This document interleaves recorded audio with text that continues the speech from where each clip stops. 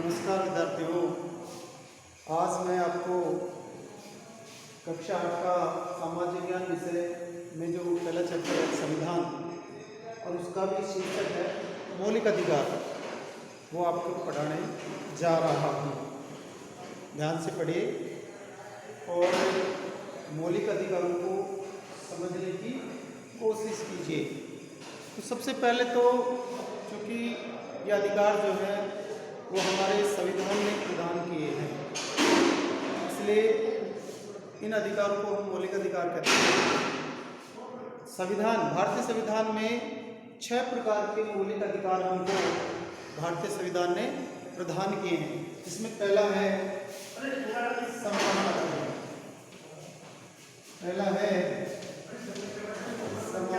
का अधिकार। तो विद्यार्थी पहला कौन सा हुआ? समानता का अधिकार। देखिए विद्यार्थियों, समानता यानी पूरा जो भारतवर्ष है, उस भारतवर्ष में रहने वाले हम सब लोग समान, किसी प्रकार का कोई भेदभाव नहीं है। और अगर जो कर रहा है तो वो गलत है, क्योंकि कानून इसकी इजाज़त नहीं देता। अर्थात कानून की नज़र में हम सब समान हैं। धर्म, जाति, लिंग के आधार पर कोई भेदभाव नहीं किया जाएगा। ऐसे नहीं कि ये हिंदू है, ये मुसलमान है, ये सिख है, ये ईसाई है। इस तरह से धर्म को लेकर के भी कोई भेदभाव नहीं किया जाएगा। इसके अलावा जो सार्वजनिक स्थान है, जैसे पार्क है, मंदिर है, मैदान है, होटल है, दुकान है, ऐसी जगहों पर उनको प्रवेश को लेकर के, किसी व्यक्ति के प्रवेश को लेकर के किसी प्रकार से भेदभाव नहीं किया जाएगा। अर्थात जो भारत में जन्म लिया है वो सब समान हैं और कानून अगर भेदभाव करते हैं तो कानून इसकी इजाज़त नहीं देता। दूसरा है स्वतंत्रता का अधिकार। दूसरा है स्वतंत्रता का अधिकार। तो बच्चों दूसरा कौन सा हुआ?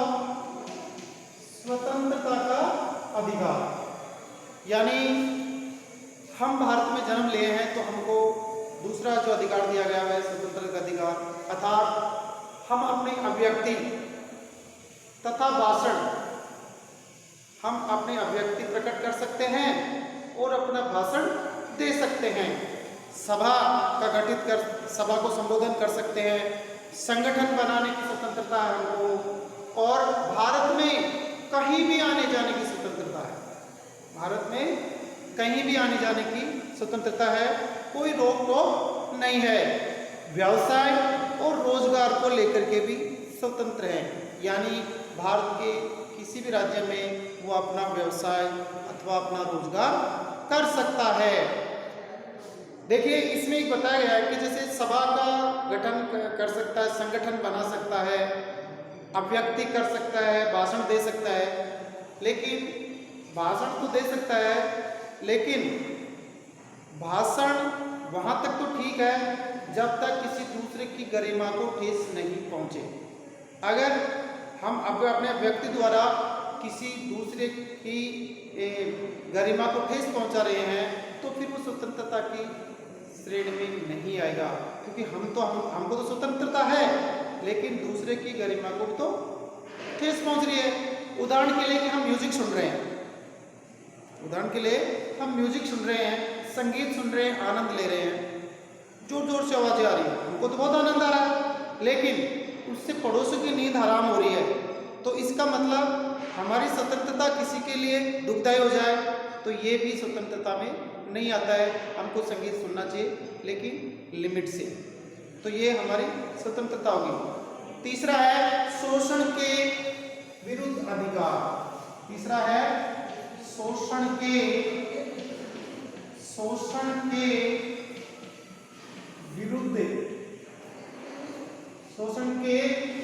विरुद्ध अधिकार।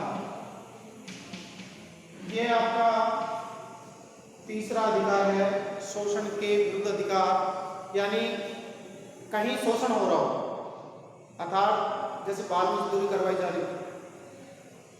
शोषण एक ये भी होता है कि काम तो करवा लिया, श्रम तो करवा लिया, लेकिन उसके बदले परिश्रम नहीं दिया जा रहा है, तो वह भी शोषण है। इसके अलावा मानव व्यापार, यानी जो ये छोटे बच्चों को क्रोध प्रोक्त करते हैं, ये भी शोषण के विरुद्ध अधिकार है।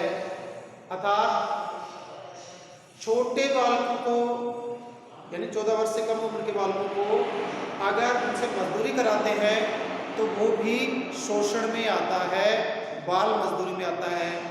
तो ये है शोषण के विरुद्ध अधिकार। चौथा है अपना धार्मिक स्वतंत्रता। चौथा है धार्मिक स्वतंत्रता। धार्मिक स्वतंत्रता, तो बच्चों धार्मिक स्वतंत्रता का मतलब होता है कि भारतवर्ष में जन्म लेने वाला कोई भी व्यक्ति अपना धर्म मानने के लिए स्वतंत्र है।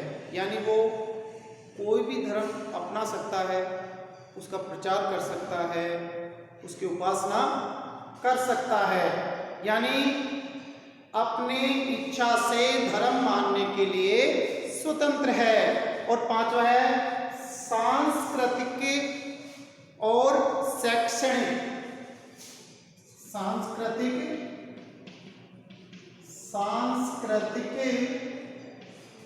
और शैक्षणिक। सांस्कृतिक और शैक्षणिक का अधिकार, ये आपका पांचवा अधिकार। सांस्कृतिक और शैक्षणिक अधिकार का मतलब है कि धार्मिक या भाषाई अल्पसंख्यक समुदाय अपनी संस्कृति की रक्षा और विकास के लिए शैक्षणिक संस्थान खोल सकते हैं।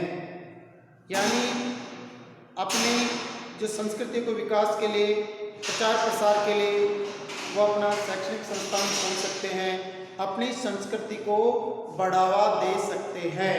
और छठा है मोस्ट इंपॉर्टेंट, संवैधानिक उपचार का अधिकार। संवैधानिक उपचार का अधिकार। संवैधानिक उपचार का अधिकार। बच्चों आपको बता दूं मैं कि ये जो है संविधानिक उपचारों का अधिकार, इसको संविधान की आत्मा कहा गया है। इस अधिकार को संविधान की आत्मा कहा गया है। अब क्यों कहा गया है तो आपको बता दूं कि जो ये संविधानिक उपचारों का अधिकार है, उपरोक्त 5 अधिकार, समानता का अधिकार, स्वतंत्रता का अधिकार, शोषण के विरुद्ध अधिकार, धार्मिक स्वतंत्रता का अधिकार, सांस्कृतिक और शैक्षणिक का अधिकार, इन 5 अधिकारों की ये रक्षा करता है। कैसे रक्षा करता है कि राज्य द्वारा उनके मौलिक अधिकारों का अगर हनन हो रहा है, इन अधिकारों का हनन हो रहा है, तो वह व्यक्ति हाई कोर्ट यानी उच्च न्यायालय और सुप्रीम कोर्ट में अपनी याचिका दायर कर सकता है। अर्थात ये जो संवैधानिक उपचार का अधिकार है, ये उपरोक्त 5 जो अधिकार हैं उनकी सुरक्षा करता है, उनकी रक्षा करता है। तो बच्चों एक बार फिर मैं रिवीजन करवा देता हूँ आपको कि हमारे संविधान के अंदर 6 मूल अधिकार दिए गए हैं। पहला है समानता का अधिकार, दूसरा स्वतंत्रता का अधिकार, तीसरा शोषण के विरुद्ध अधिकार, चौथा धार्मिक स्वतंत्रता का अधिकार, पांचवा सांस्कृतिक और शैक्षणिक का अधिकार और छठा संवैधानिक उपचार का अधिकार। इस तरह से बच्चों इनको याद करना और अपने जो पाठ है संविधान, उनको हमको याद करना है। नमस्कार।